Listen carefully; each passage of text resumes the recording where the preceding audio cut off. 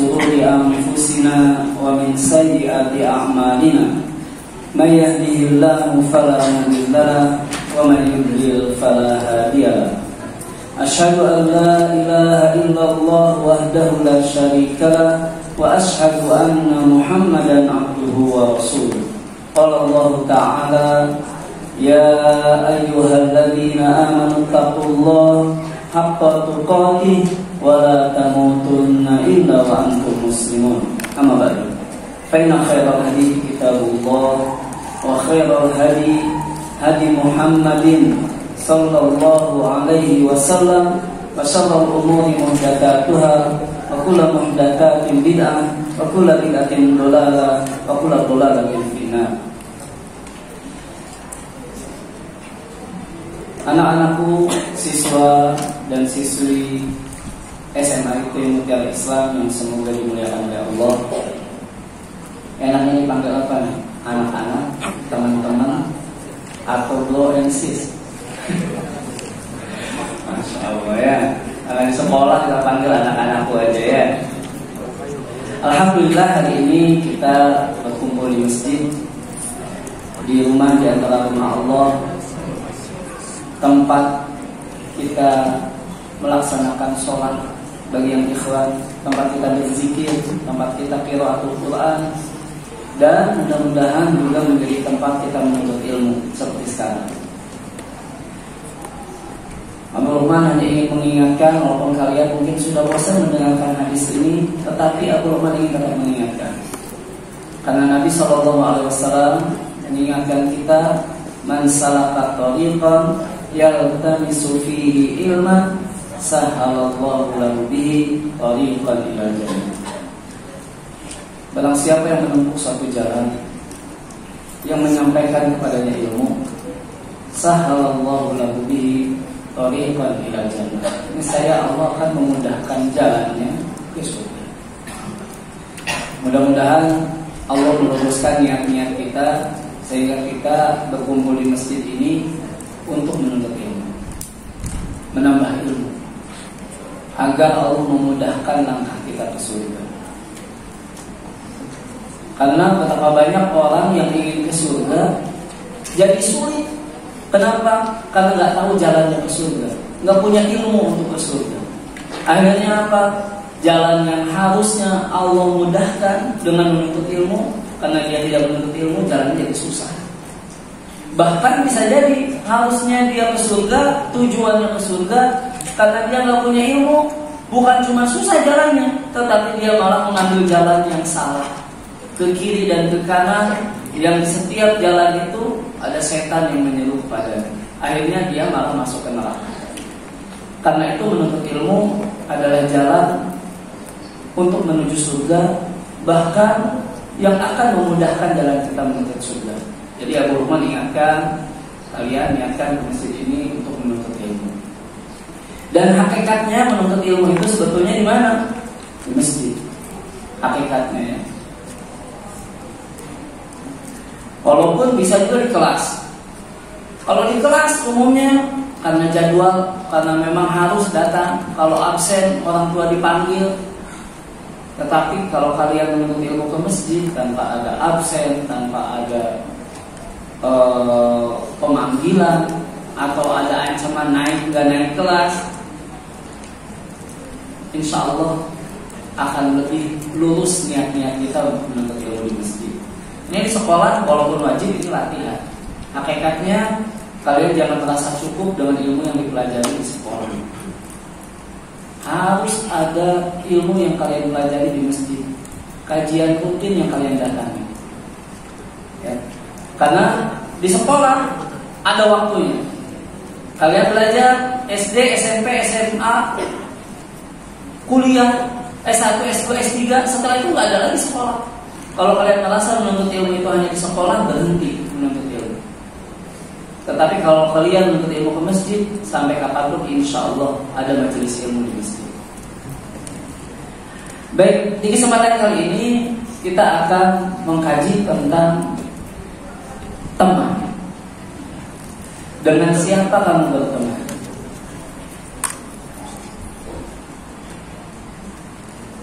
kira-kira kalian butuh teman nggak? Butuh nggak? Butuh teman. Bahkan ada yang ke sekolah sebetulnya karena butuh teman aja. Butuh ilmu, di rumah dia bisa belajar sendiri. Tetapi dia butuh teman. Ada orang yang ke sekolah karena butuh teman. Semua manusia butuh teman. Walaupun dia pendiam, walaupun dia tidak suka bergaul langsung, tetapi dia hakikatnya tetap butuh teman. Karena itu zaman sekarang orang-orang pendiam yang biasanya jarang punya teman, temannya lebih banyak daripada yang gaul. Di mana temannya? Di medsos. Ya. Orang yang sering berteman di dunia nyata paling temannya dihitung pakai jari.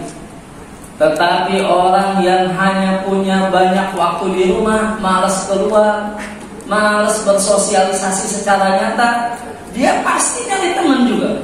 Akhirnya nyari temannya di mana? Di Facebook. Temannya ada berapa? 5.000. Ada yang 100.000. Di Instagram, waduh, followernya banyak. Ya. Di YouTube, dia butuh teman, butuh subscriber. Ya. Dan dia akan berusaha nyari sebanyak mungkin teman, sampai-sampai dia mencari apa sih kesukaan orang, apa sih yang pengen orang supaya dia mau berteman dengan saya. Akhirnya banyak orang yang di dunia nyata pendiam, tapi di medsos cerewet. Di kelas jangan ngomong, tetapi di medsos tukang komen. Betul? Bahkan biasanya orang yang sudah terpenuhi kebutuhan bertemannya di dunia nyata, di medsos dia biasa-biasa aja. Tetapi orang yang pendiam di dunia nyata, malas ngomong, malu untuk ngomong, takut salah kalau ngomong. Tapi kalau di medsos, wah, ya, yang lain diem, dia ngomong. Ada yang ngomong, dia ngomen, dia nimpalin, nggak bisa berhenti. Yang lain tidur, dia masih ngomong-ngomong juga. Ya. Biasanya kalau ada masalah dia diem, diomongin orang dia ngomong. Di medsos, waduh, omongannya udah gak karuan. Ya. Sampai-sampai nggak nyangka di kelas pendiam, tapi kalau di medsos kayak kebun binatang. Semuanya dibawa, bukan cuma anjing, babi, monyet dibawa-bawa, gajah dibawa-bawa, beruang dibawa-bawa. Kenapa? Karena orang butuh teman. Makanya karena semua orang butuh teman, pertanyaannya adalah dengan siapa kamu berteman? Ini pertanyaan. Kalau kalian pengen tahu seseorang itu seperti apa, jangan tanya dia. Karena kalau kamu tuh sepertinya orangnya seperti apa sih? Aku orangnya sih sebetulnya begini. Bisa jadi bohong. Cita-cita kamu apa sih? Cita-cita aku sebetulnya pengen jadi dokter. Bisa jadi cuma di mulut doang, bohong. Kalau kalian pengen tahu tentang seseorang, jangan tanya dia. Tapi lihat temannya. Lihat temannya. Makanya kata Nabi SAW, al-mar'u ala dini khalilihi. Seseorang itu di atas agama temannya. Jangankan keseharian dia, agamanya bisa dilihat dari temannya. Kamu pengen jadi apa? Dokter. Tapi gaulnya, teman-temannya orang yang sering bolos, orang yang sering hangout, orang yang sering jalan-jalan. Bohong dia pengen jadi dokter. Nggak mungkin dia pengen jadi dokter. Kenapa? Tidak mencerminkan omongannya dengan teman-temannya. Agama aja bisa dilihat dari temannya, apalagi dunianya bisa dilihat.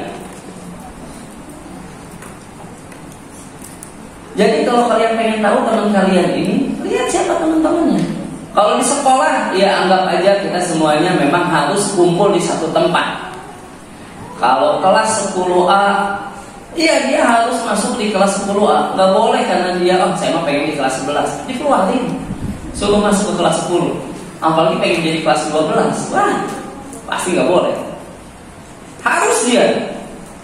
Kalau di kelas, ini bukan pertemanan sejati. Di kelas itu adalah pertemanan karena kewajiban. Kalau pengen tahu siapa temannya, lihat temannya di luar sekolah. Kalau pengen lihat teman kalian, lihat siapa teman dekatnya di kelas. Tempat dia duduk berdekatan, sering ngobrol, lihat temannya. Makanya kalau kalian pengen tahu seseorang, lihat temannya. Maling, jangan gak ada yang ngaku saya maling. Tetapi kalau ada satu orang punya teman 10, ternyata dari temannya yang 10 itu 9 maling, maka 99,99% dia juga maling. Betul atau betul? Makanya penting kita mencari teman.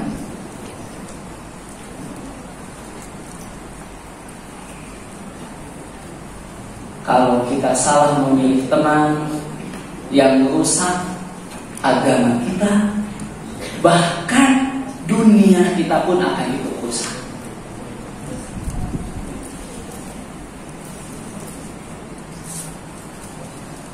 Karena itu penting mencari teman itu. Karena semua orang butuh teman, penting mencari teman. Bahkan Allah Rabbul Alamin memerintahkan untuk mencari teman, berkumpul dengan teman-teman yang baik. Di dalam Al-Quran surat At-Taubah ayat 119, Allah Ta'ala berfirman, Ya ayyuhalladzina amanu taqullah wa kunu ma'as shadiqin.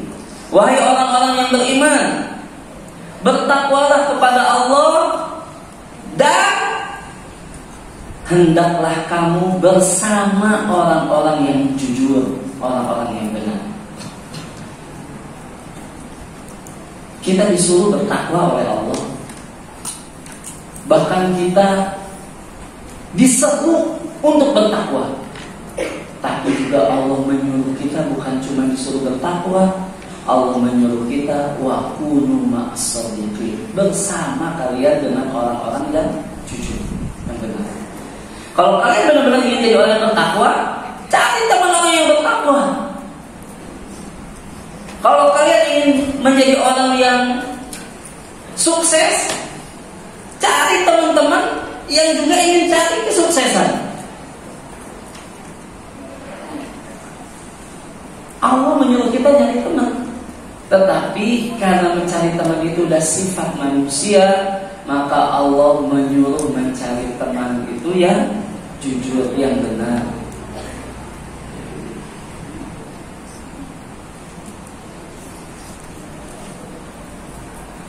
Makanya zaman sekarang teman itu bukan sekedar teman yang ada di keseharian. Siapa teman kalian yang hakiki, yang sering bersama kalian? Kalau di sekolah, sekali lagi tadi ya, di kelas itu paksa. Kalian gak ada pilihan. Di kelas harus di kelas. Belajar ini harus belajar itu. Tugas ini harus dikerjakan tugas itu. Tapi di luar sekolah, di luar kelas, itu pilihan. Tapi orang sekarang pulang dari sekolah sudah sore. Apalagi perempuan, sore jarang ada yang main malam, ya, jarang harusnya.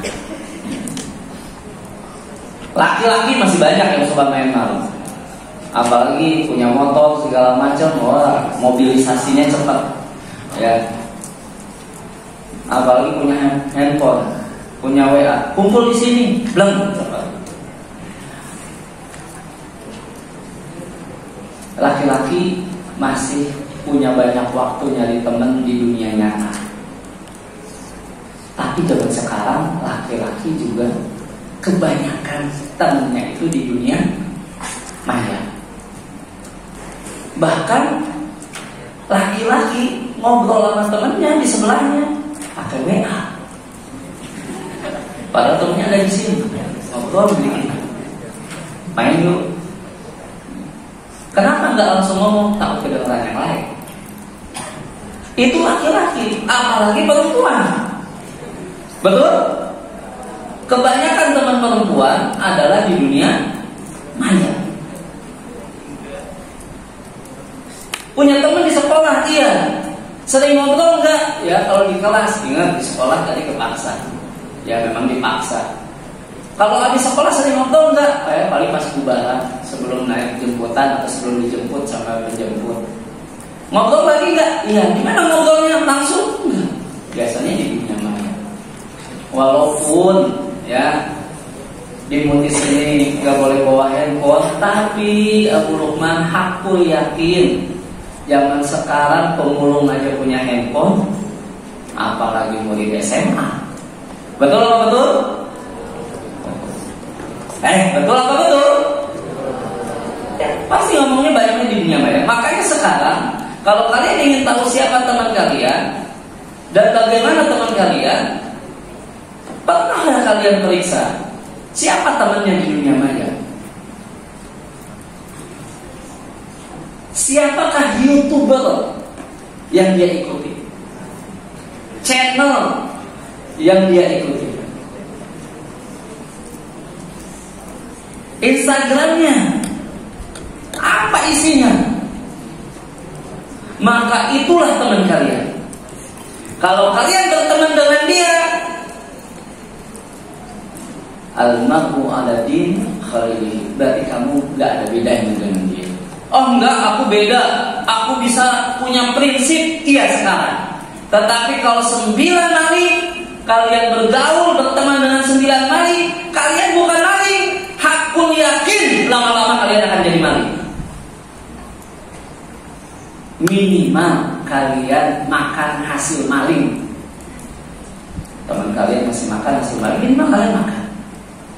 Minimal nama kalian akan disamakan dengan maling. Makanya perumpamaan teman yang baik dengan yang buruk itu seperti apa? Sering disampaikan. Perumpamaan teman yang baik itu seperti penjual minyak wangi kata Nabi SAW. Kenapa? Minimal kalau kita punya teman yang baik, nama kita ke bawah harum. Minimal. Siapa temannya? Temannya itu para juara kelas. Berarti dia juara kelas, enggak sih dia terakhir ranking. Tapi temennya juara kelas. Minimal ke bawah wangi.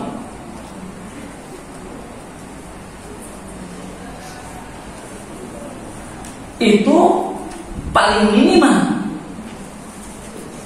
Bisa jadi dia yang tadinya juara terakhir karena temennya dengan juara-juara kelas, lama-lama ke bawah-bawah. Yang tadinya juara terakhir naik ke pertengahan, naik ujung-ujungnya dia bisa masuk ke para juara kelas. Maksimal dia bisa seperti itu. Perumpamaan teman yang buruk kata Nabi seperti apa? Peniup api. Minimal bau kita busuk. Minimal api itu baunya busuk. Api kalau membakar sesuatu baunya busuk, kecuali gaharu yang dibakar wangi. Baunya busuk. Minimal kalau kita punya teman yang jelek, nama kita ke bawah busuk. Minimal kita bukan maling, tapi kalau teman kita maling semuanya, minimal kita itu ke bawah itu temannya maling. Dugaan kuat orang-orang dia juga maling. Nama kita buruk, padahal belum tentu kita maling. Itu paling minimal. Lama-lama yang paling parah kita bisa ikutan jadi maling. Sekarang kalau kalian kumpul 10 orang, 9 maling. Kalian lagi main. Ketika main lewat rumah orang yang mangganya matang-matang, gak ada orang, 9 orang ngambil, kalian mau diam aja? Pertama kali bisa, tapi kalau udah 100 kali kalian akan ikutan ngambil. Paling enggak kalian ngerasain mangganya? Kalaupun tidak, kalian akan dicap maling mangga, padahal kalian gak ikut maling. Itu di dunia. Pengaruh teman di dunia seperti itu. Makanya bisa dilihat orang yang sukses di dunia, lihat temannya.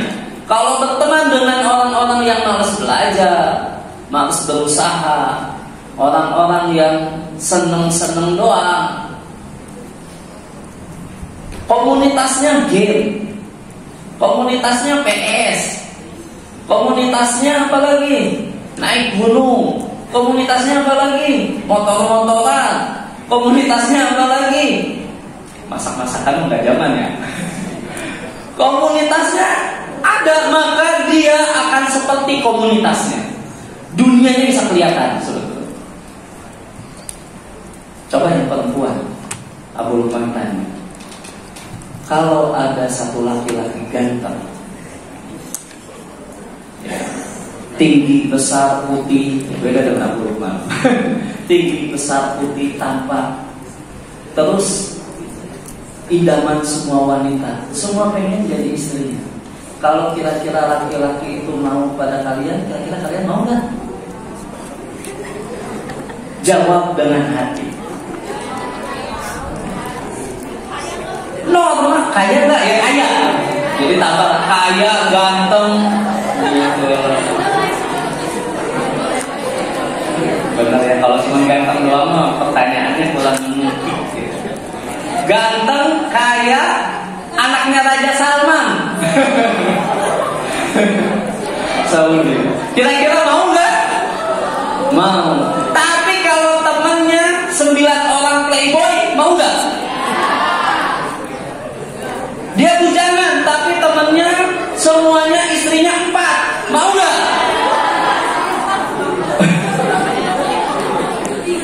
Walaupun dia masih bujangan, tapi temannya istrinya 4 semua. Kira-kira kalian mau nggak? Ada yang ganteng, anaknya ini baik, masya Allah, kelihatannya setia, tapi bapaknya istrinya 4, pamannya istrinya 4, kakaknya istrinya 4. Kira-kira kalian mau nggak? Lihat lingkungannya, maka seorang itu lihat temannya. Itu di dunia, sekarang itu di dunia. Kita bisa lihat dunia seseorang itu dari temannya. Kira-kira laki-laki ini masa depannya cerah atau suram? Lihat temannya. Kalau tukang main, tukang gaya, motornya keren, bajunya keren, rambutnya juga keren, masya Allah, tapi nggak modal. Maka yakin ini laki-laki adalah laki-laki yang tidak bisa membahagiakan. Ini ya, karena usia SMA itu udah dekat-dekat dengan usia balik. Kalau kalian sih bukan balik lagi ya, udah over balik. Jadi artinya apa? Teman itu mempengaruhi dunia. Apalagi akhirat. Apalagi akhirat. Makanya almaru ala dini khalili, seorang itu di atas agama temannya. Hubungannya sama akhirat. Akhirat seseorang bisa dilihat dari temannya. Dunianya rusak bisa dilihat dari temannya. Kalau teman-temannya orang yang tidak perhatian, tidak peduli dengan agama, walaupun dia ngakunya peduli dengan agama, prestasinya di sekolah masya Allah, hafalannya banyak, nilai akidahnya 100, fikihnya 100, hafalannya udah 25 juz, tapi teman-temannya adalah teman-teman yang tidak mempedulikan agamanya. Hakikatnya bisa jadi sebetulnya dia hafalannya bagus, agamanya bagus. Kenapa? Karena mungkin dia wajib untuk belajar. Orang tuanya mungkin galak di rumahnya, dia harus setoran mungkin di sekolah sekolah dan juga di rumah. Agamanya nilainya bagus, tetapi kalau teman-temannya agamanya jelek, hakikatnya bisa jadi dia agamanya jelek. Bisa jadi, ya. Minimal namanya ke bawah jelek. Kenapa? Karena dia belajar karena terpaksa. Kalau udah gak ada yang maksa, dia gak akan belajar lagi. Hafalannya mungkin. Kenapa? Ada yang maksa. Kalau gak ada yang maksa lagi, yang seperti ini bisa dilihat agamanya, apalagi akhiratnya. Makanya Abu Luqman menceritakan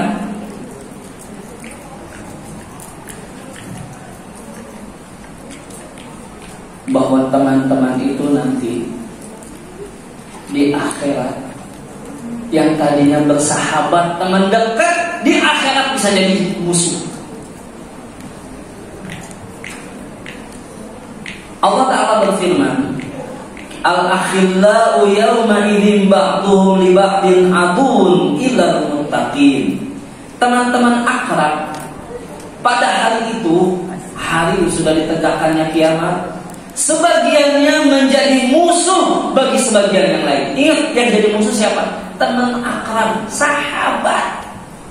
Di dunia dia bersahabat, di akhirat dia jadi musuh.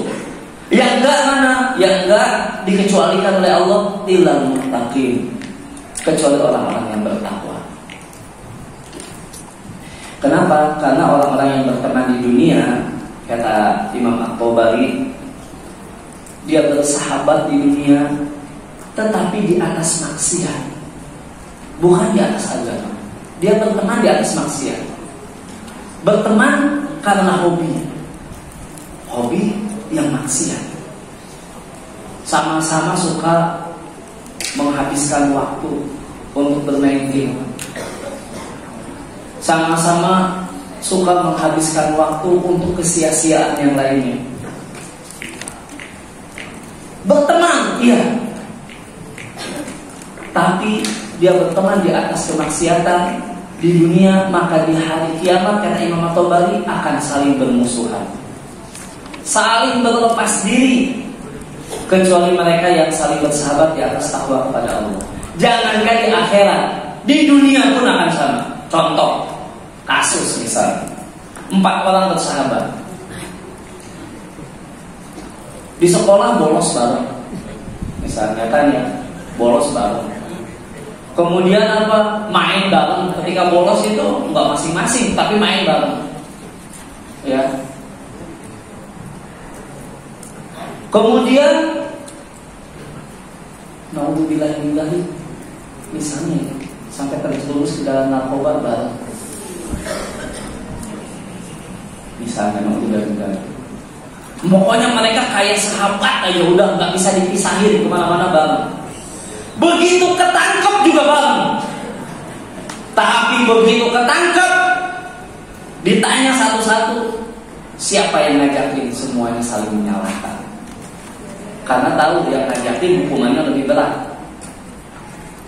Siapa yang beli, semuanya saling menyalahkan. Kenapa saling menyalahkan? Karena ketika itu akan dihukum dengan hukuman yang lebih berat, yaitu orang yang memiliki kesalahan yang lebih berat. Apalagi mereka yang mengajak. Kalau narkoba, apalagi yang beli, apalagi yang menyediakan, bisa dianggap penyalur, bisa dianggap hukumannya mati. Tapi kalau cuma pemakai, bisa direhabilitasi. Tapi kalau penyalur, itu bisa hukumannya sampai maksimal mati. Ketika 4 orang sahabat ini ketangkep, semuanya saling menyalahkan. Jangankan ketangkep bareng, yang ketangkep satu aja, begitu ketangkep dia nggak mau dipenjara sendirian. Biasanya Abu Luqman dulu, di antara kuliah Abu Luqman itu, ilmu yang dipelajari kesos. Di antaranya bekerja dengan kepolisian untuk rehabilitasi, pernah praktek. Biasanya yang ketangkap satu itu dia akan nyebutin teman-temannya. Nih, saya temannya ini. Ketika ada di satu siswa melakukan pelanggaran berat aturan sekolah, kemudian dikeluarkan. Ketika sebelum dikeluarkan ditanya, kamu seperti ini sama siapa aja? Saya sebetulnya sama itu. Akhirnya saling menyalahkan, saling menginjak. Jangankan di akhirat jadi musuh, di dunia pun bisa jadi musuh. Kalau berteman itu di atas maksiat, saling menyalahkan.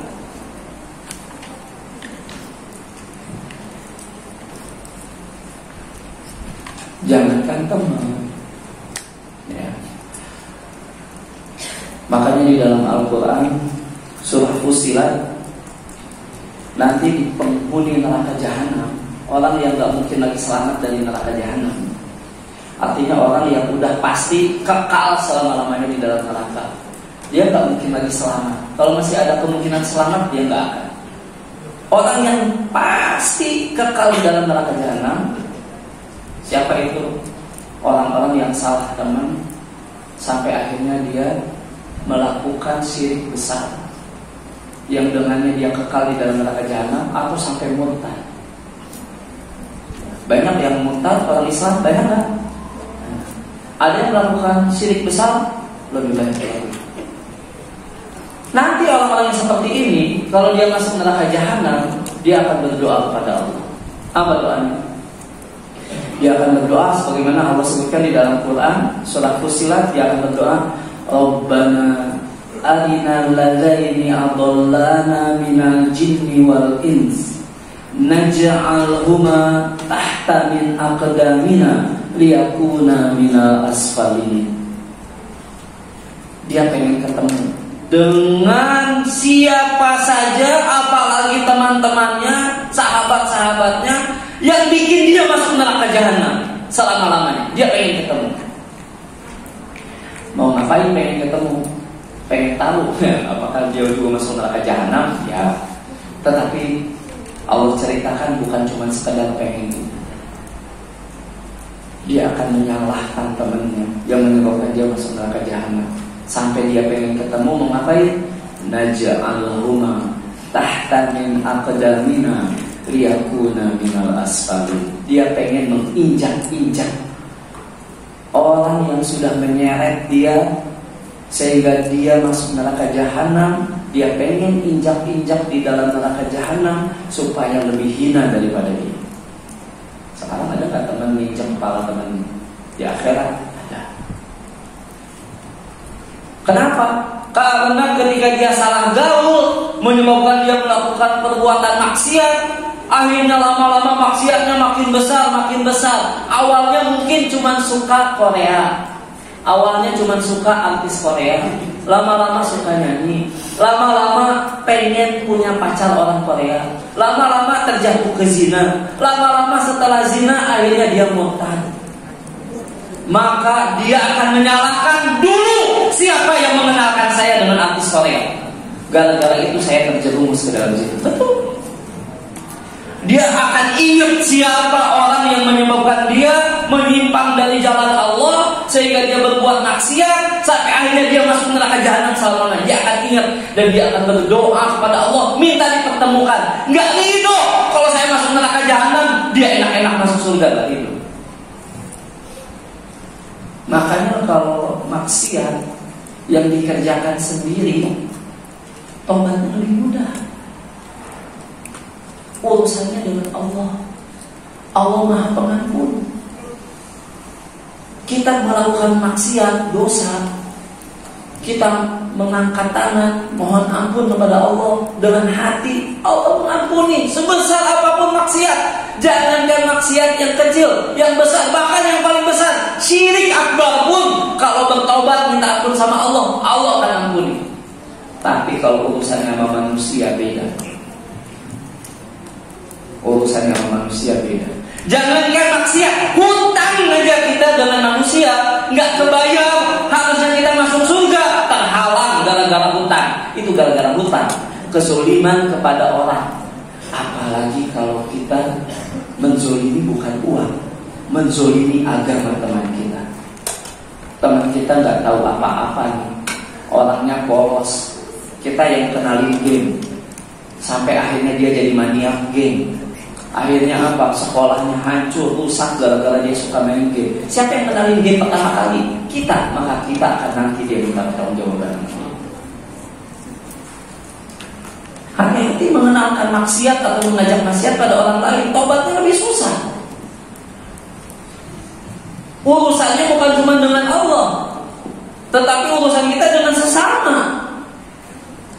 Manusia udah maha pengampun, jangankan maha pengampun, pengampun aja belum tentu. Kalau udah kepepet saling menyalahkan, apalagi di akhirat udah gak mungkin tobat. Maka pantas kalau orang yang masuk neraka jahanam itu pengen apa? Pengen nginjak-nginjak temannya. Pantas. Dia ingin menyeret temannya yang dulu menjerumuskan dia supaya masuk neraka jahanam. Sekarang kalian kalau mau tobat gimana? Teman kalian rusak gara-gara kalian harus minta keriduannya, minta maaf yang udah saya ajak dulu salah, tolong jangan diikuti. Kalian mungkin bisa tobat 10 tahun lagi, teman kalian bisa jadi sampai mati gak tobat, dan dia akan minta pertanggungjawaban kita.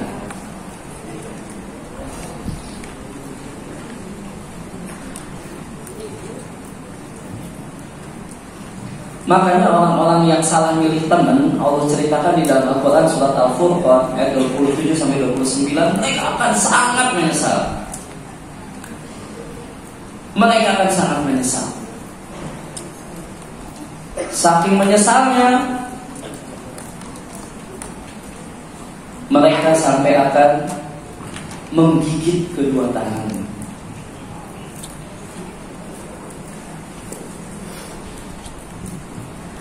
Wa yawma ya'addu adh-dhalimu 'ala yadayhi yaqulu ya laitani ittakhadhtu ma'ar rasuli sabila.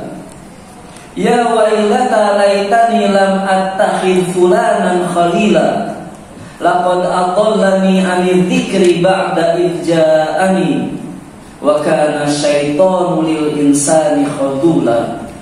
Dan ingatlah hari ketika orang-orang yang zalim, yang tidak meletakkan sesuatu pada tempatnya, bermaksiat, menggigit kedua tangannya dengan sangat menyesal, seraya berkata, aduhai kiranya dulu aku ngambil jalan bersama Rasul, celaka besar untukku, kiranya aku dulu tidak menjadikan si fulan itu temanku. Sungguh dia telah menyesatkan aku dari Al-Quran ketika Al-Quran telah datang kepadaku, dan adalah setan itu tidak mau menolong manusia. Nyesal. Nyebut si fulan, si Alan. Nyesel ya.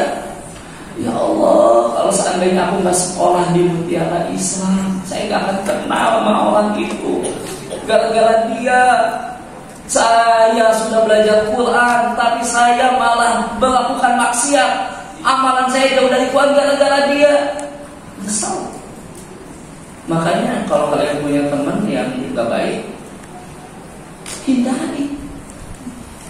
Kalau kalian meninggalkan teman karena Allah, Allah akan ganti dengan teman yang lebih baik.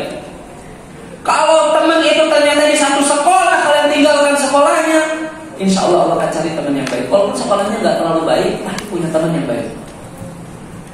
Tapi sebelum itu minimal kalian bisa milih. Saya sekolah di sini diajarkan Al-Quran, di sini kita diingatkan untuk berbuat baik, diingatkan untuk mencari keridhaan Allah. Maka di sini ada teman yang baik, ada teman yang nggak baik. Saya mau cari teman yang baik saja.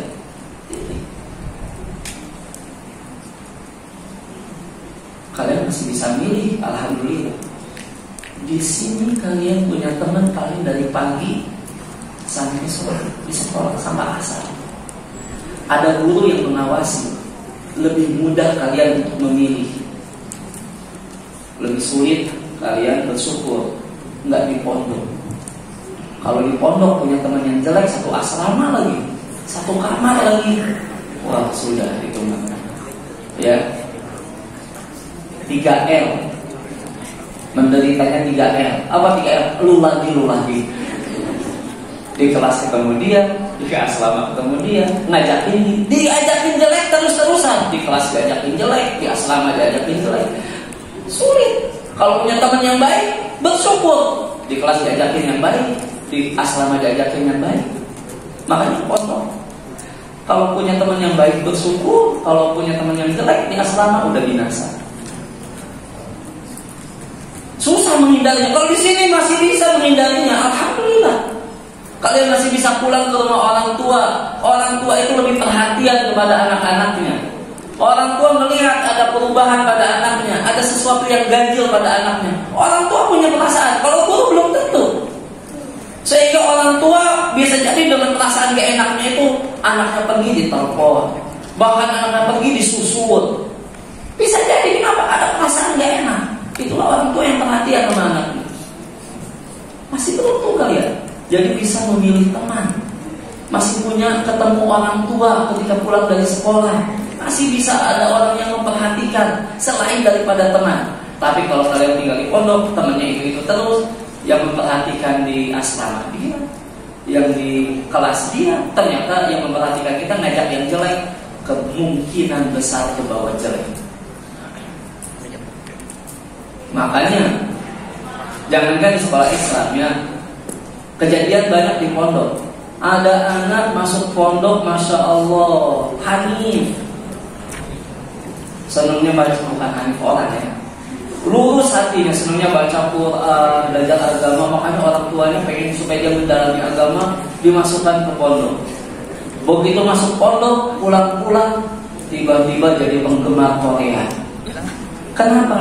Teman satu asramanya ternyata penggemar Korea. Dia ke bawah. Tiap hari ngomongnya itu siapa? Artis Korea? Kim Jong Un. Tiap hari ngomong Kim Jong Un, ya itu ya. Korea juga betul ya. Ujung-ujungnya dia jadi penggemar Kim Jong Un. Betul. Minimal tahu namanya, minimal penasaran. Di pondok tak punya HP, di rumah ada HP, yang penasaran Kim Jong Un. Begitu dilihat ternyata joget-joget. Kim Jong Un kayak gini.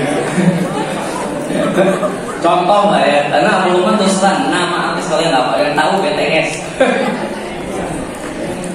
Itu aja karena sering dengar. Artinya apa? Akan ke bawah.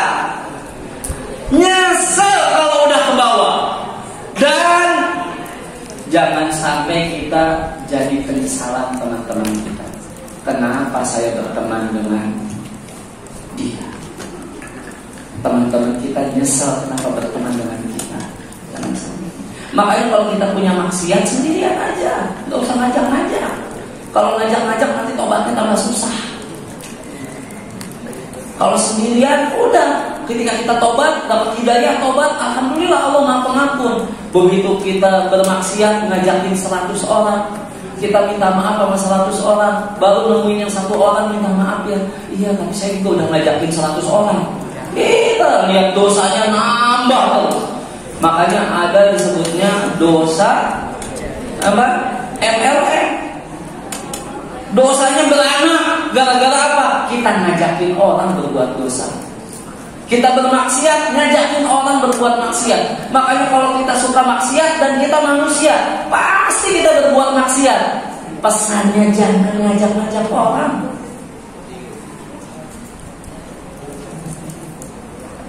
Kalau sudah salah punya teman, maka rugi. Tapi kalau kita benar nyari teman, keuntungannya banyak. Apa keuntungannya? Salah satunya, teman yang baik itu akan membenarkan dan menasihati kita kalau salah. Kalau kita punya teman yang baik, ini keuntungan yang paling besar. Akan membenarkan kita.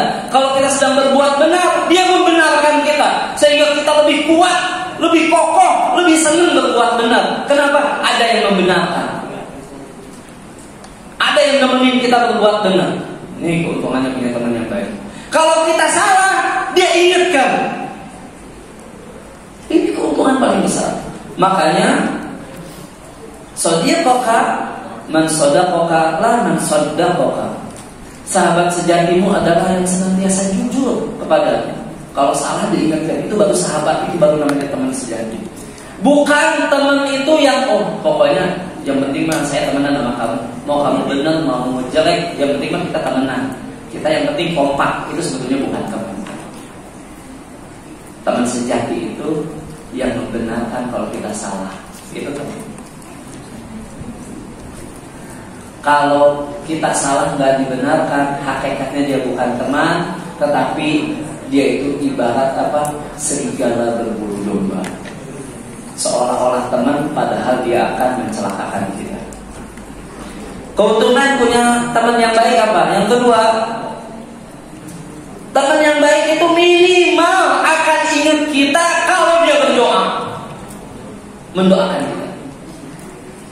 Kita punya teman yang baik nih, namanya teman baik, lagi taklim di masjid, dia ingin temannya. Bahkan kadang-kadang dia ajakin temannya, ngaji yuk. Ketika dia berdoa, teman yang baik ini, ya Allah berikanlah hidayah kepadaku dan juga kepada sahabatku.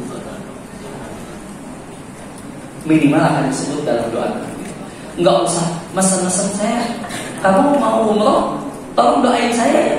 Temannya enggak usah minta begitu, pasti akan didoakan. Entah itu secara khusus atau secara umum dia akan doakan.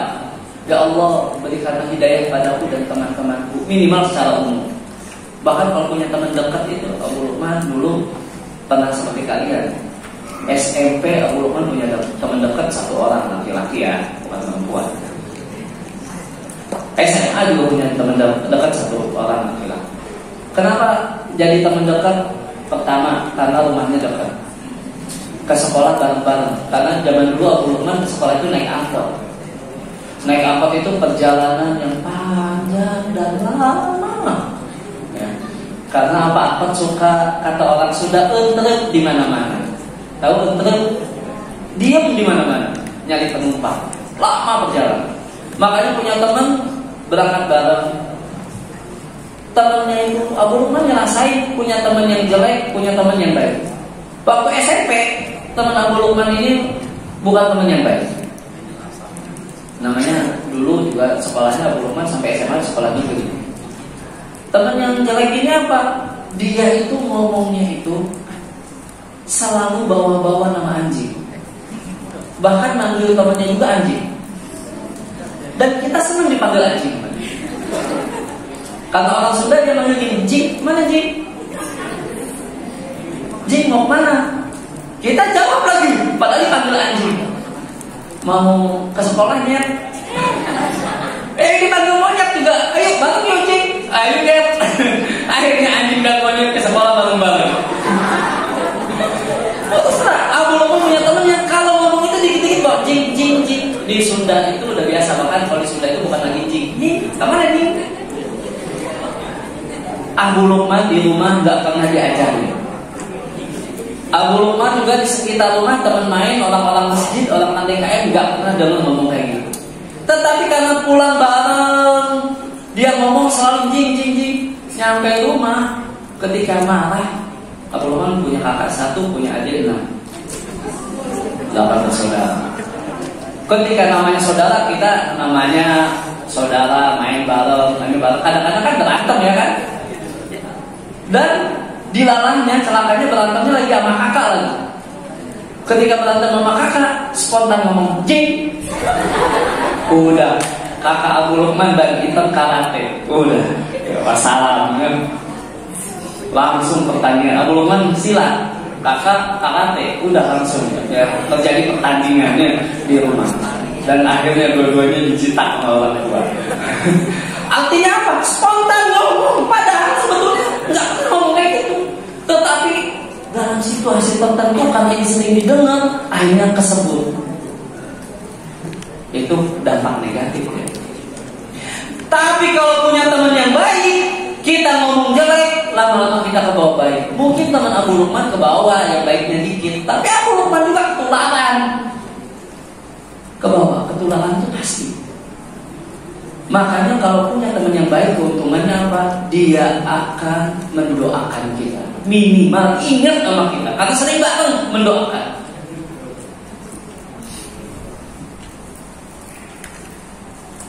Kemudian keuntungan punya teman yang baik apa?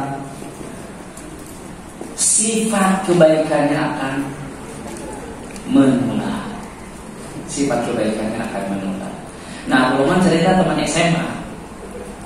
Abu Lukman terus terang, karena orang tua juga awam, nggak kayak kalian, alhamdulillah ya. Orang tua minimal mau menyekolahkan kalian ke sekolah Islam. Dulu orang tua Abu Lukman merantau, hidupnya susah, mikirin makan aja susah, apalagi mikirin pendidikan anak. Yang penting anak sekolah, makanya sekolah ke sekolah negeri, nggak mikirin agamanya nggak. Kita aktif di masjid aja karena punya teman yang ngajakin ke masjid. Kalau nggak ada yang ngajakin ke masjid, gak. Nah, Abu Lukman pernah ketika SMP karena punya teman yang jelek, kemudian sekolahnya jauh. Karena Abu Lukman sekolahnya harus naik angkot jauh, berangkat itu pagi, sampai-sampai saking buru-burunya yang biasanya dulu Abu Lukman SMP itu sholat subuh di masjid, ini sholat di rumah. Karena berangkat di Bandung itu masih kabut. Karena Abu Lukman berada di kabupaten, sekolahnya di kota. Apalagi terkenal Jalan Kopo itu macetnya itu luar biasa. Sehingga akhirnya berangkat harus pagi-pagi. Akhirnya sholat subuh di rumah.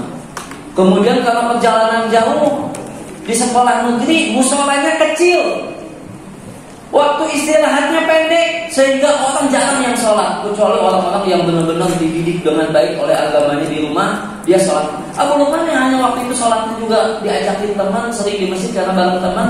Sekarang temannya pada gak sholat, akhirnya ini untuk diambil ibrah ya. Akhirnya sholat juga, akhirnya awalnya masih sholat, maksa-maksain sholat cepat. Yang penting mah kita habis sholat bisa sempat makan, bisa sempat jajan. Pulang sore di jalan macet, boro-boro berhenti untuk sholat. Akhirnya SMP Abu Lukman itu sudah mulai gak sholat, kadang-kadang aja sholat. Temennya yang kayak gitu yang mau nyanyi, mana nyanyi?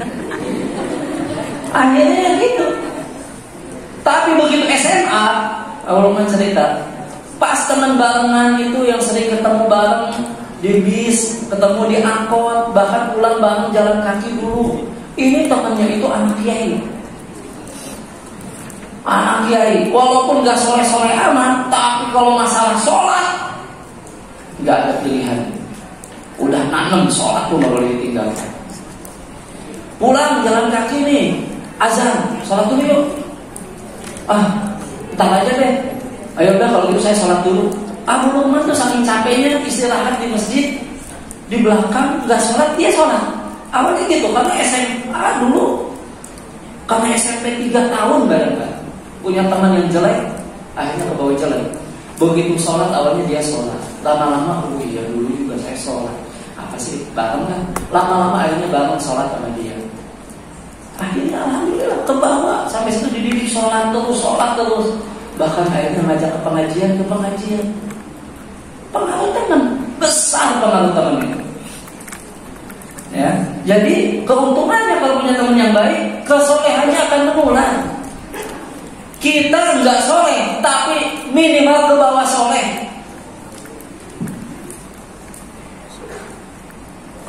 Tapi kalau temannya yang jelek, ya ke bawah jelek. Makanya salah satu keuntungan punya teman yang baik, kebaikannya atau kesolehannya akan menular pada kita. Makanya ada sebuah kisah.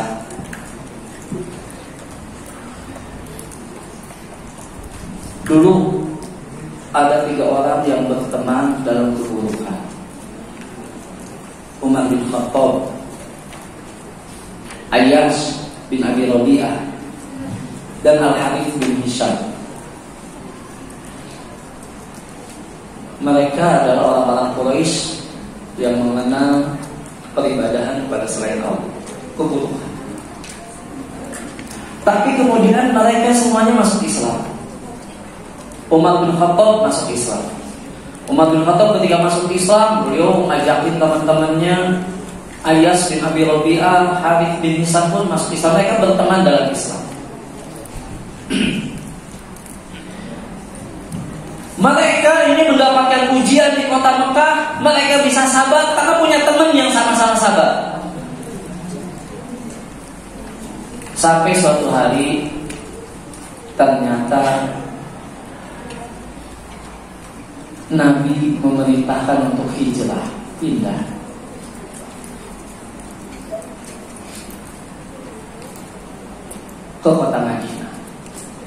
Maka karena mereka bersahabat, mereka janjian, yuk balik, kita pindah ke Madinah, hijrah balik. Dan mereka udah sepakat kumpul di satu tempat. Kalau ada yang nggak datang, mereka udah sepakat kita tinggalin. Kenapa? Kemungkinan ditangkap. Karena mereka udah temenan baik. Jadi udah janjian, udah janji. Kalau nggak datang, berarti kemungkinannya ketangkap. Kalau ketangkap dipaksa, nanti mereka akan ketangkap juga.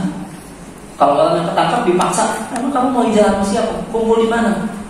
Ketahuan, pasti makan jadi masalah. Akhirnya mereka sepakat kita ngumpul. Kalau ada yang nggak datang, berarti ketangkap, tinggalin. Mereka udah sepakat, nah, teman yang baik. Akhirnya apa? Yang ditinggalin ini karena kita nggak bisa nolong. Kita tinggalin apa? Yang penting kita ada yang selamat. Akhirnya Umar bin Khattab ketika berkumpul, ternyata yang ada cuma Ayyas bin Abi Rabi'ah. Al-Haris bin Hisham gak datang. Ternyata Al-Haris bin Hisham ternyata benar ketangkep dan dia diikat sehingga dia nggak bisa datang. Akhirnya Umar bin Khattab dan Ayyas pergi untuk berhijrah. Ternyata begitu nyampe di Kuba, Ayyas ada yang nyusulin.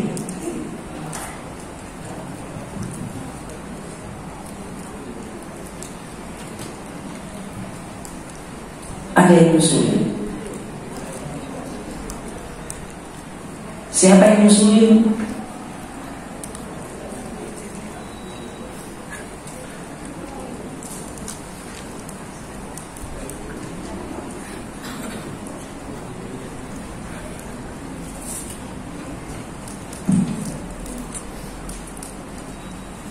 Oh, bukan Al-Haris bin Hisham ya, tapi Hisham bin As. Ya, Hisham bin As, bukan Al-Haris bin Hisham. Hisham bin As.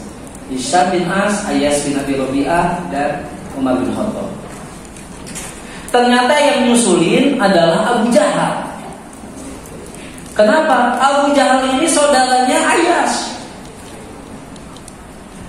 Abu Jahal ditemani oleh Hisham, Al-Haris bin Hisham. Kebalik ya tadi ya. Disusulin. Abu Jahal gak pengen Ayyas hijrah. Kenapa? Bukan cuma saudaraan, mereka juga temenan dulu.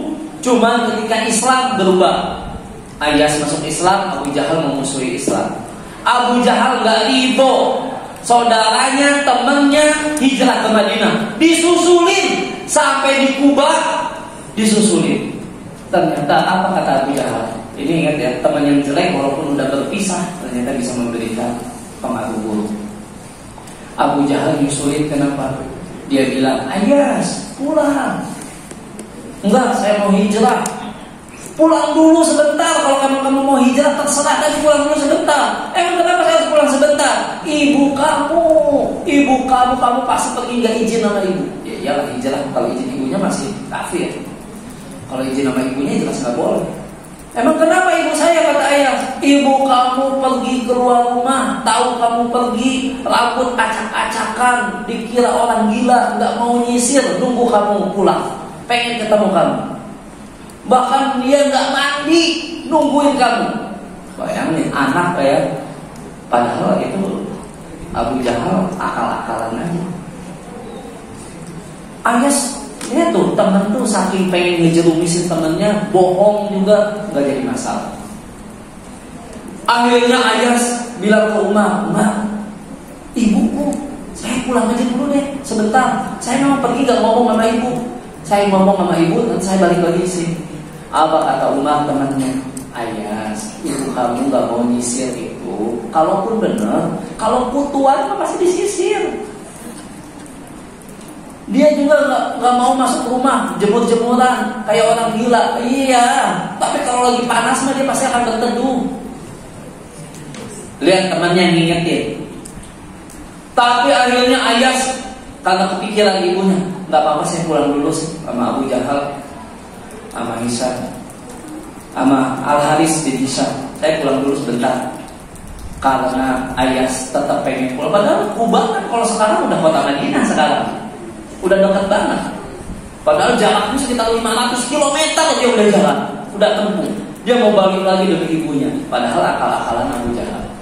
Akhirnya apa kata Umar? Ya kalau kamu tetap mau pulang, ya udah. Ini unta saya, ini unta yang paling kuat. Umar itu badannya kan besar. Kalau unta biasa dinaikin penyet. Makanya untanya itu paling besar. Iya, Umar itu kalau naik kuda Arab yang terkenal besar aja. Umar kalau naik kuda Arab, kakinya nyampe tanah. Artinya apa? Saking tinggi besarnya Umar. Makanya kalau naik untanya besar, yang kuat, yang larinya cepat. Lihat teman, kata Umar, ambil unta saya.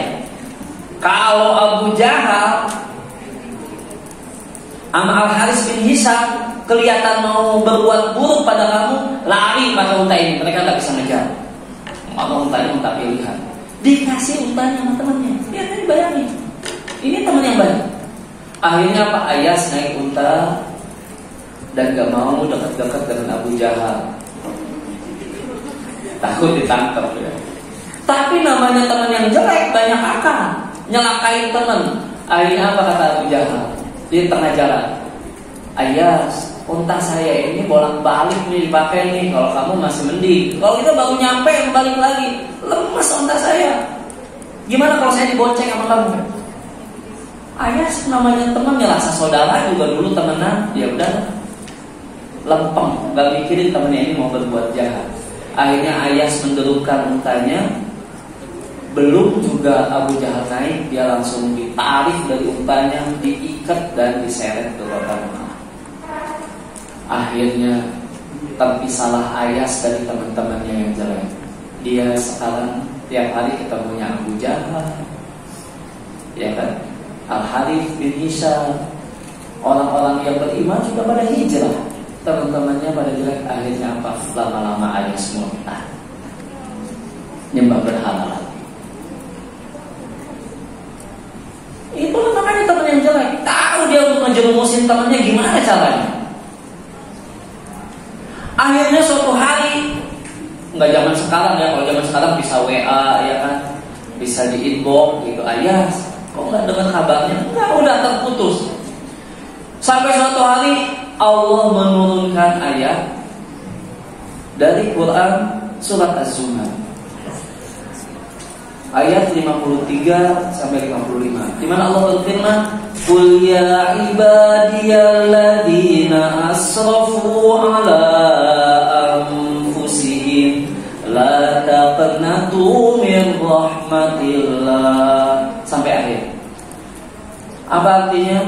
Katakan, hai hamba-hambaku yang melampaui batas terhadap diri mereka sendiri, janganlah kalian berputus asa dari rahmat Allah.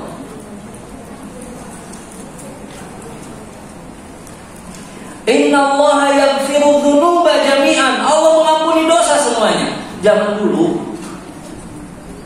sebelum turunnya ayat ini, orang Islam itu punya keyakinan. Keyakinan apa? Orang yang murtad udah nggak mungkin lagi balik Islam. Makanya Umar bin Khattab begitu turun ayat ini, yang dia ingat siapa? Ayas, temannya. Al-Hisham bin As, dia ingat temannya. Kenapa? Dia pikir Ayas nggak mungkin lagi Islam, udah murtad. Tetapi begitu dengar ayat ini, berarti orang yang murtad masih bisa taubat. Allah tetap menerima taubat. Allah nyuruh jangan berputus asa. Allah bilang Allah Maha mengampuni dosa-dosa semuanya. Wa anibu ila rabbikum. Yang penting balik, kata Allah. Kembali, kata Allah. Yang penting kembali kepada Allah. Begitu dengar ayat ini, Umar ingat Ayas. Akhirnya apa? Umar nulis surat kepada Ayas. Isinya surat ini. Sampai Umar bela-belain bayar orang, ngirim utusan untuk temennya supaya apa? Datang ke sana, supaya ngasih surat kepada temennya. Ayas yang udah murtad nerima surat dari Umar. Oh, ini apa? Ini maksudnya apa Umar ini? Tapi kata teman yang baik itu ada diingatan. Itu kan teman saya dulu baik. Sama saya, pasti ada maksudnya dia bikin ini, pasti ada maksudnya. Tapi saya nggak ngerti maksudnya apa. Akhirnya disimpan surat. Tapi karena teman ingat-ingat lagi, sampai akhirnya suatu hari Ayas pengen tahu makna surat ini, dia bawa ke tempat tersepi, dia merenung, Lalu karena dia orang-orang yang menyembah berhala kan masih percaya pada Allah. Mereka berbuat syirik, artinya menyembah Allah tapi juga menyembah yang lain. Ayas akhirnya berdoa sama Allah, ya Allah, tolong tunjukin maksud surat umat ini apa. Karena dia teman saya, nggak mungkin iseng ngirim surat gitu kan, udah tinggal jauh, dia muslim, saya udah mau tahu apa ini. Akhirnya Ayas paham, oh maksud umat ini saya masih bisa taubat asal saya balik ke jalan Allah. Langsung Ayas akhirnya nyusul hijrah kepada Nabi. Sampai akhirnya Ayas menjadi syahid di perang ya, yang diceritakan ya. Sampai mau minum aja menungguin temannya. Salah satu yang meninggal itu adalah Ayas bin Abi Rabi'ah. Itu teman. Kalau punya teman yang baik, itu keuntungannya.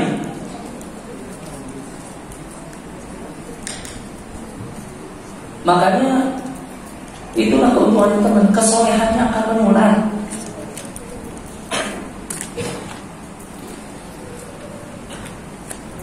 Masih banyak lagi keuntungan teman yang baik, masih banyak. Gimana cara kita nyari teman? Ada tips-tipsnya.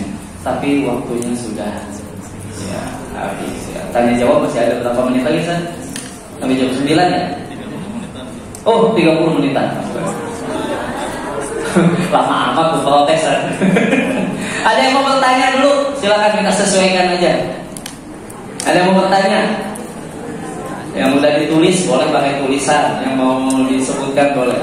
Silakan yang mau bertanya.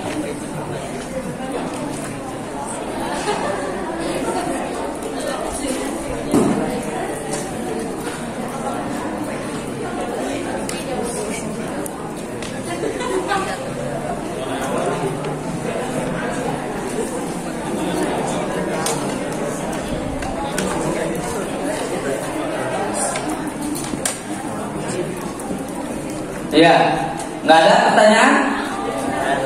Oh ada, silakan. Pakai mikrofon.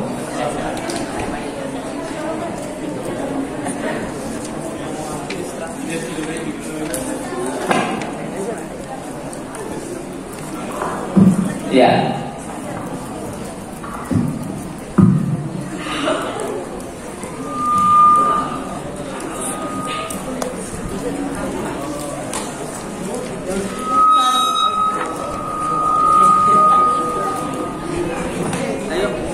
Ya, nyalain aja tadi.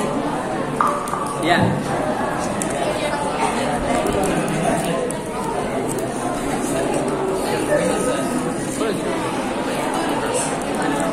Assalamualaikum warahmatullahi wabarakatuh. Waalaikumsalam. Coba lagi. Jangan terlalu dekat ya. Waalaikumsalam. Gak apa-apa.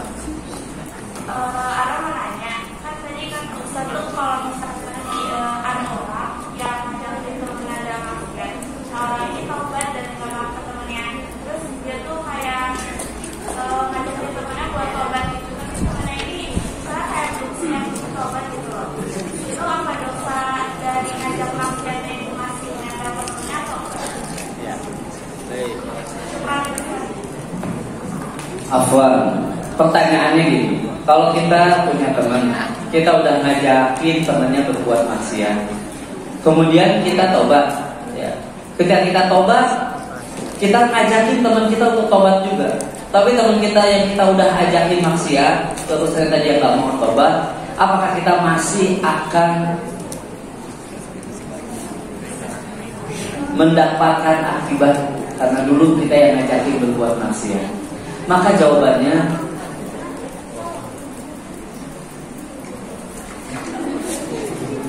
secara umum maksiat itu di atas kehendak Allah, tahta maksiat. Artinya nggak selamanya maksiat itu dimasukkan ke dalam neraka. Ya, nggak selamanya.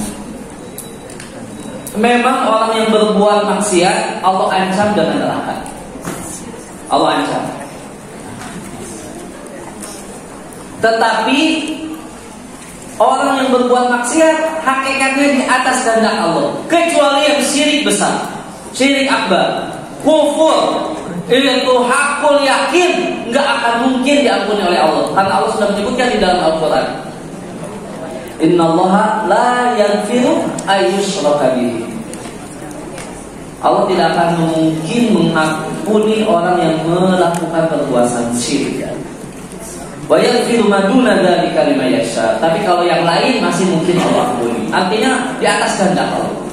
Bisa jadi diampuni oleh Allah, bisa jadi tidak. Nah, kita juga sama. Ketika kita melakukan kemaksiatan, lalu mengajak orang lain berbuat maksiat, apakah kita akan dihukum oleh Allah? Di atas kehendak Allah. Ya. Yang penting kita bertobat, lalu kita mengajak teman kita bertobat. Selanjutnya serahkan pada Allah. Tetapi yang perlu diingat, jangan berputus asa. Karena Allah yang mengingatkan, la taqnatu min rahmatillah. Jangan kamu putus asa dari rahmat Allah. Artinya apa? Kita harus berprasangka baik. Allah juga mengampuni kita. Kita harus berprasangka baik. Tetapi juga harus ada rasa khauf, rasa takut. Jangan-jangan Allah nggak mengampuni kita. Supaya apa? Supaya kita jangan ngajakin yang lain. Cukup satu. Ini aja belum tentu Allah ampuni, apalagi kita ngajakin yang lain.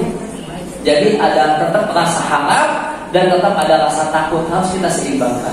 Jangan kita insya Allah udah diampuni, belum tentu.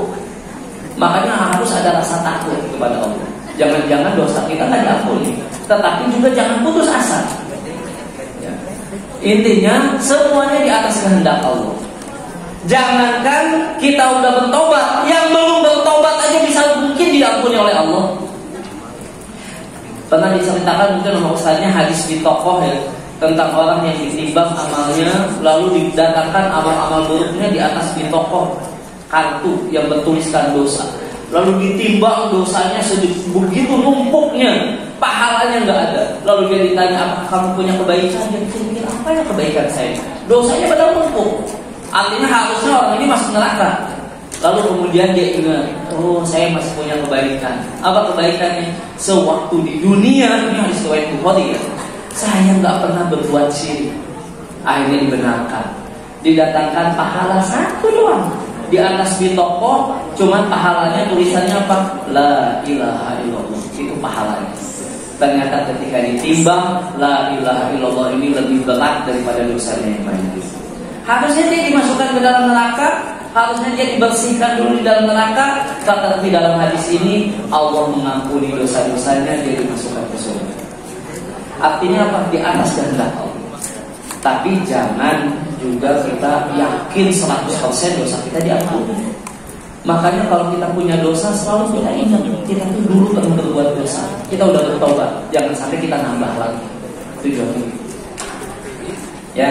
Jadi mudah-mudahan yang penting kita kalau udah tobat, ajakin teman kita tobat. Kalau nanti teman kita nggak mau tobat, ya urusan dia. Yang penting kita sudah bertobat dan ngajakin dia tobat.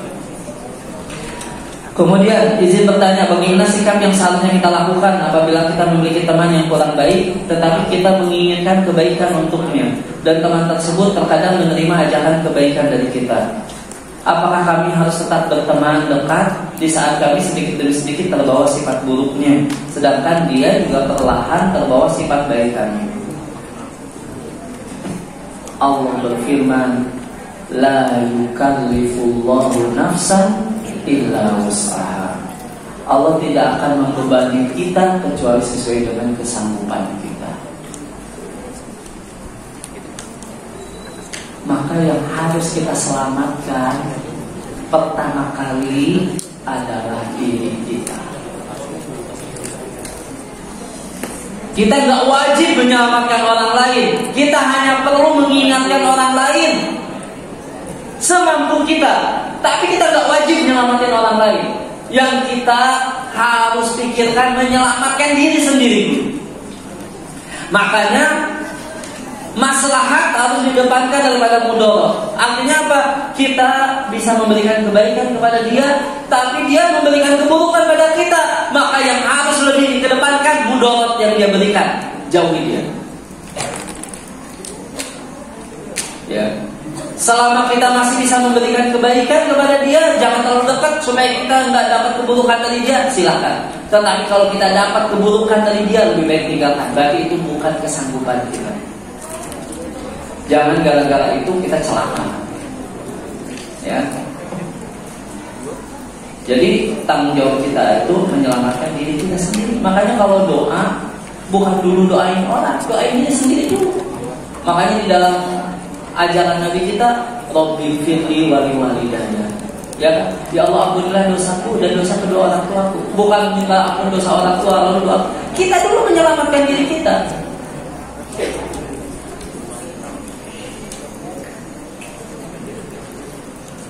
Ya, makanya doanya Nabi Ibrahim, Rabbana firli wali walidayya walil mu'minina yauma yaqumul hisab. Ya Allah ampunilah dosaku, dosa kedua orang tuaku dan dosa orang-orang yang beriman pada hari perhitungan amal.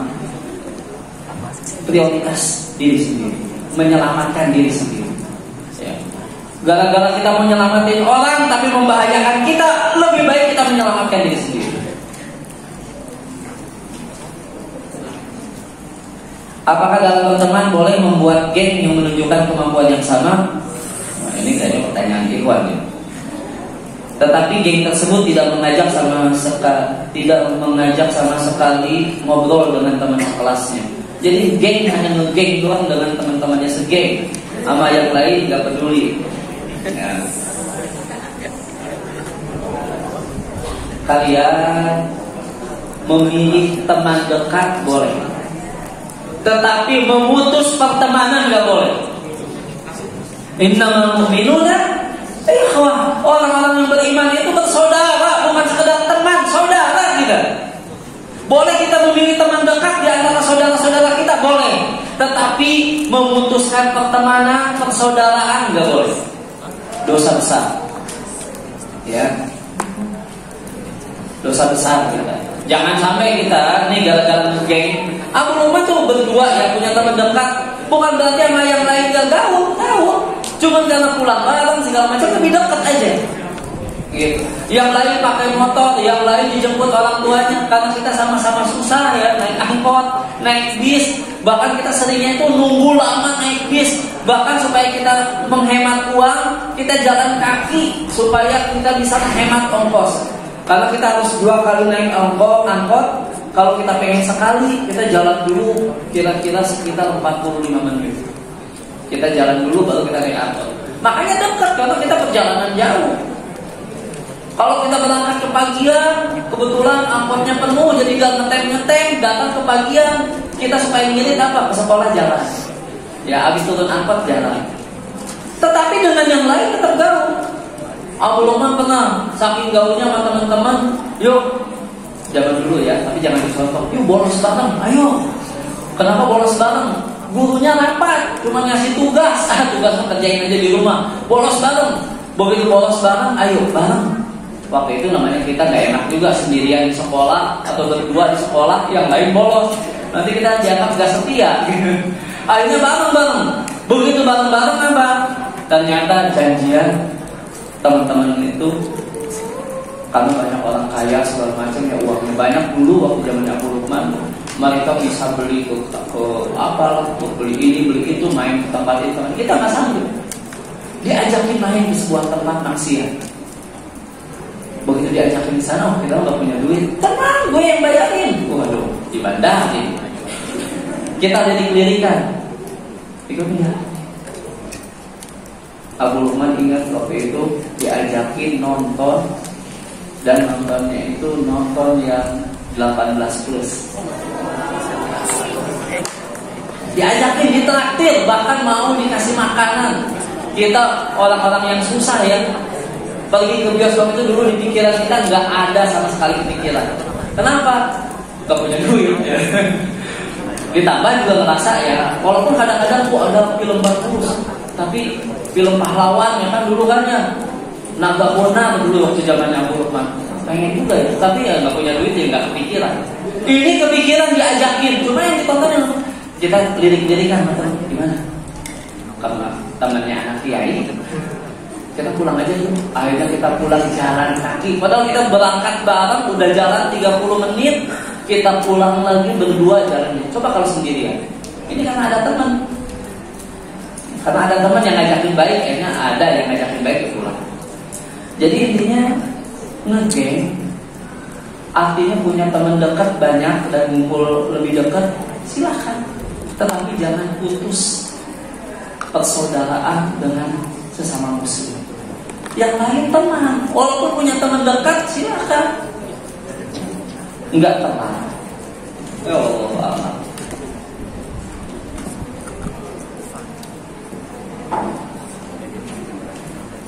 Saya gak apa-apa disebutin namanya. Saya dari kelas 10 ingin bertanya, jika kita berteman dengan orang yang hanya terlihat baik di luar, namun buruk di dalam sifatnya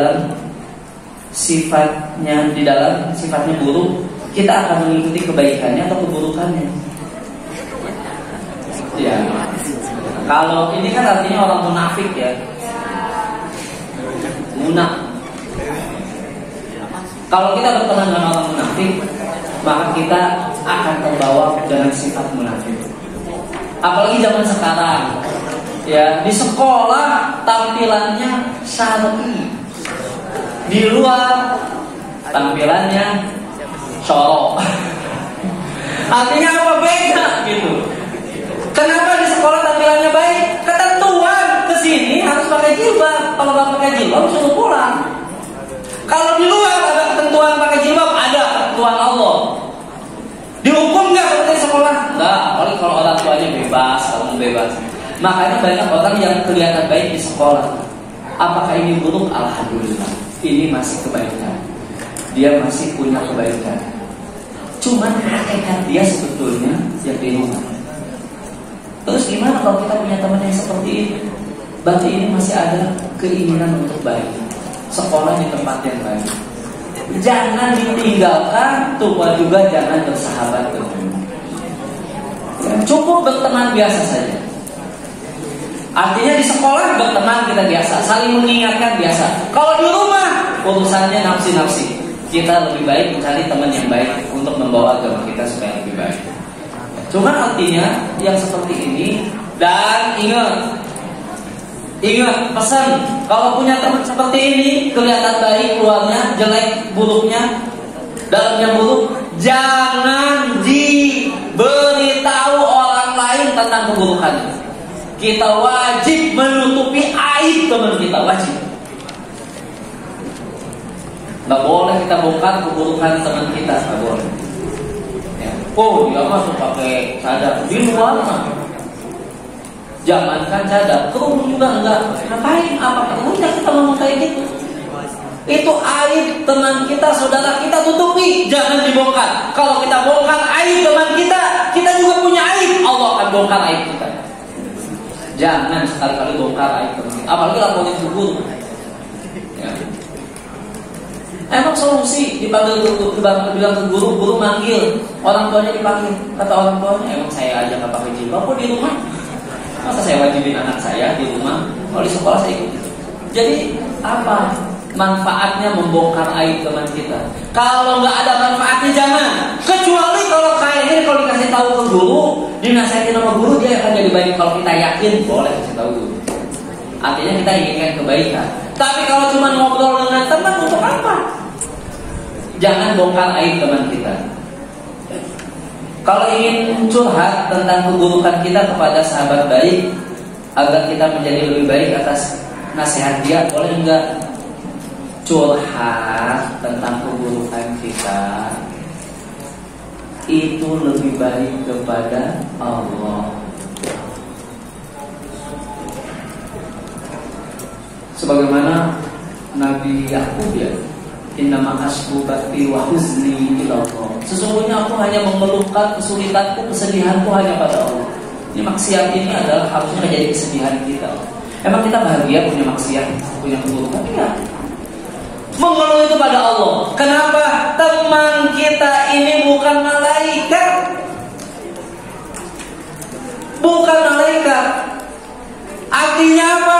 Keburukan kita bisa nyebar. Nanti kita bilang sama teman kita, saya punya cerita, kasih tahu jangan cerita sama yang lain. Iya, hanya kamu aja sahabat saya. Kenapa? Saya ini pernah nyuri mobil. Nanti temennya bilang lagi sama temen yang lain, saya punya cerita, tapi untuk kamu aja ya. Kenapa? Itu teman saya yang itu ternyata pernah nyuri mobil. Tapi jangan cerita sama yang lain ya, karena kamu sahabat saya aja. Iya. Nanti dia juga bilang, gue punya sahabat, saya cerita, saya apa sahabat saya punya cerita. Ujung-ujungnya ketahuan sama polisi. Kenapa? Karena cerita sama orang lain. Di dunia aja kayak gitu. Apalagi maksiat itu diceritakan, itu menunjukkan kita itu sebetulnya nggak nyesel. Kita pengen dapat nasihat. Kalau pengen dapat nasihat, maka bukan kepada teman cerita itu. Kepada siapa? Kepada ustazah kalau perempuan yang bisa memberikan nasihat agama. Kepada ustaz kalau laki-laki. Kepada siapa lagi? Kalau nggak pengen dikenal, tanya. Misalnya di kajian, pengen dapat nasihat. Misalnya saya ini pernah pacaran, bahkan saya pernah megang-megang yang bukan harusnya saya pegang. Saya takut nanti kalau saya nikah Allah kasih azab saya pasangan yang pernah dipegang-pegang sama orang. Gimana? Saya bisa nggak saya bertobat supaya gitu? Tanyakan, karena memang al-jazaa'u min jinsil amal. Balasan Allah itu tergantung perbuatan kita. Kalau kalian di sini suka memperlakukan orang dengan cara yang gak baik, kalian akan diperlakukan gak baik. Kalau kalian melakukan suatu kemaksiatan, maka kalian akan dapatkan itu buahnya nanti. Tanyanya gimana? Kalau ada pengajian ustaz, tanya. Pakai surat tanya. Tetapi gak usah nyebutin nama. Apalagi nyebutin saya namanya Fulan, tinggal di perumahan ini di blok D nomor 14. Jangan. Kalau nanya kayak gitu ketahuan. Tanya aja, tetapi secara umum untuk dapat nasihat. Kalau di radio, di TV malu, sekarang misalnya banyak tuh konsultasi agama secara online. Tanyakan. Cari aja misalnya di konsultasi syariat di www.ufit.com. Di situ kan situs-situs yang dari diseleksi situs-situs sunnah. Tanyakan sana. Tapi tetap nggak boleh bongkar identitas sendiri. Ya. Ada yang mau nanya langsung? Silakan.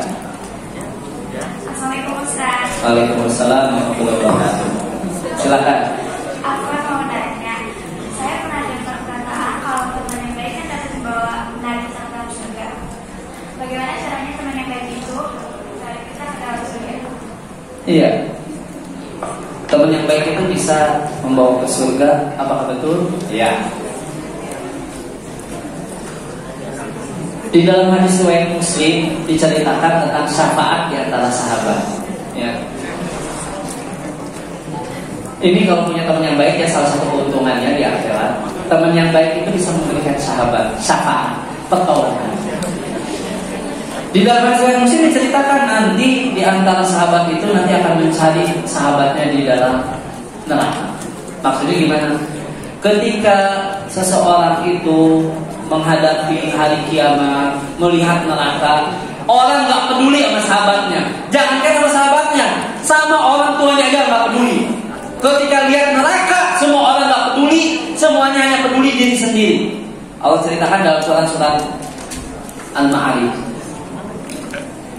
Seorang sahabat yang sahabat yubassarunahum yawaddul mujrimu law yaftadi min adabi yaumi idzin bibani.